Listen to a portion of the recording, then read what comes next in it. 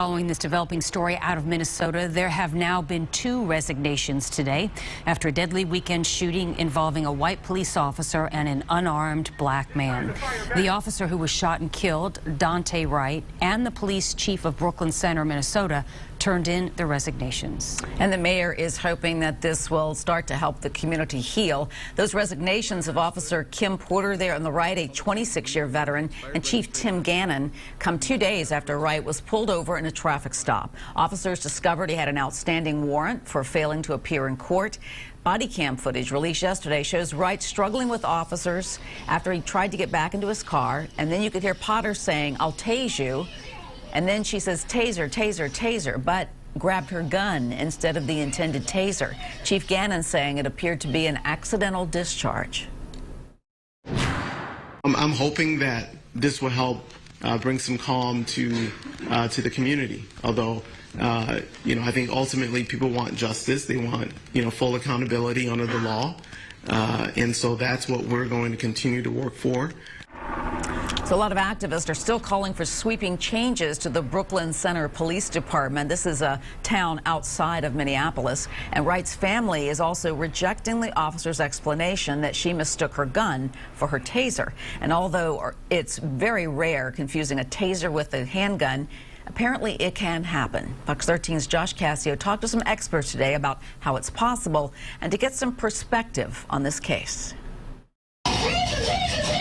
Police body camera video showing the death of 20-year-old Duante Wright in suburban Minneapolis appears to show a 26-year veteran police officer mistakenly firing her gun into Wright, believing instead that she had pulled her taser. The death sparking protests and outrage nationwide and leading many to ponder one important question. How could that officer not know she had a gun in her hand and not the non-lethal taser? If they are placing it on their gun belt on their strong side, which is the side that the firearm is normally on, you have 2 objects that are very similar in style.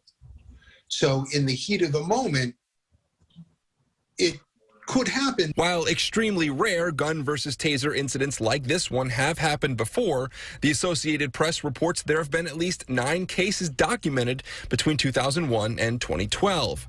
If you look at a lot of SWAT operation folks, they normally wear their taser on their thigh and their firearm on their hip. This way here, while you're still muscle memorying your strong side, you're going to reach deeper down to pull the taser than higher up. Massey notes officers usually train more often with their gun over their taser. Dan Linsky, the former Boston police chief, says that and so-called tunnel vision likely played a role. The challenge is when you're under stress, if you haven't trained enough, you lose all of your fine motor skills. You aren't hearing things, you aren't seeing things. It's called auditory exclusion and tunnel vision. And the reason you have tunnel vision is because you are now in fear. The officer who pulled the trigger, Kim Potter, has resigned. Josh Cassio, Fox 13 News.